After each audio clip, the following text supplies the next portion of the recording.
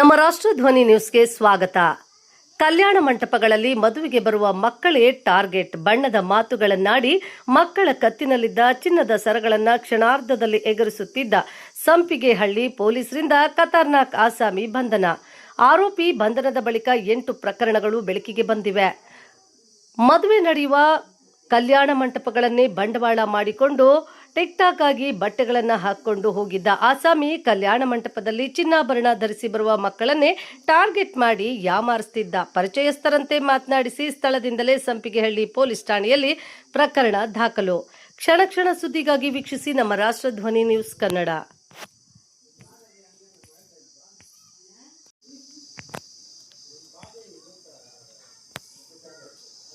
ನಮ್ಮ ರಾಷ್ಟ್ರಧ್ವನಿ ನ್ಯೂಸ್ಗೆ ಸ್ವಾಗತ. ಮಹಿಳೆ ನೆಲಕ್ಕೆ ಬಿದ್ದರೂ ಬಿಡದೆ ಎಳೆದಾಡಿ ಸರ ಅಪಹರಿಸಿದ ಖದೀಮರ ದೃಶ್ಯ ಸಿಸಿಟಿವಿಯಲ್ಲಿ ಸೆರೆ. ವಾಣಿಜ್ಯ ನಗರಿ ಹುಬ್ಬಳ್ಳಿಯಲ್ಲಿ ಸರಗಳ್ಳರ ಅಟ್ಟಹಾಸ ಮಿತಿಮೀರಿದ್ದು, ಮಹಿಳೆಯೊಬ್ಬರನ್ನು ರಸ್ತೆಯಲ್ಲಿ ಎಳೆದಾಡಿ ಸರ ಕಿತ್ಕೊಂಡು ಪರಾರಿಯಾಗಿರುವ ಘಟನೆ ಸದಾಶಿವನಗರದಲ್ಲಿ 24/4/2026 ನಡೆದಿದೆ. ಈ ಭೀಕರ ದೃಶ್ಯವು ಸಿಸಿಟಿವಿ ಕ್ಯಾಮೆರಾದಲ್ಲಿ ಸೆರೆಯಾಗಿದ್ದು, ಈಗ ಸಾಮಾಜಿಕ ಜಾಲತಾಣಗಳಲ್ಲಿ ವೈರಲ್ ಆಗುವ ಮೂಲಕ ಜನರಲ್ಲಿ ಭೀತಿ ಹುಟ್ಟಿಸಿದೆ. 2 ದಿನಗಳ ಹಿಂದೆ ಸದಾಶಿವನಗರ ರಸ್ತೆಯಲ್ಲಿ ಮಹಿಳೆಯೊಬ್ಬರು ನಡೆದುಕೊಂಡು ಹೋಗುತ್ತಿದ್ದಾಗ ಬೈಕ್ನಲ್ಲಿ ಹಿಂಬಾಲಿಸಿಕೊಂಡು ಬಂದ ಖದೀಮ ಆಕೆಯನ್ನ ಮಹಿಳೆಯನ್ನ ಏಕಾಂಗಿಯಾಗಿರುವುದನ್ನು ಗಮನಿಸಿದ ಕಳ್ಳ ಏಕಾಏಕಿ ಆಕೆಯ ಕುತ್ತಿಗೆಯಲ್ಲಿದ್ದ ಚಿನ್ನದ ಸರಕ್ಕೆ ಕೈ ಹಾಕಿದ್ದಾನೆ.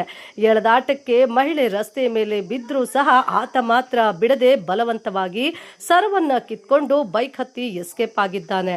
ಈ ಭಯಾನಕ ದೃಶ್ಯವನ್ನು ಕಂಡು ಸ್ಥಳೀಯರು ಬೆಚ್ಚಿ ಬಿದ್ದಿದ್ದಾರೆ.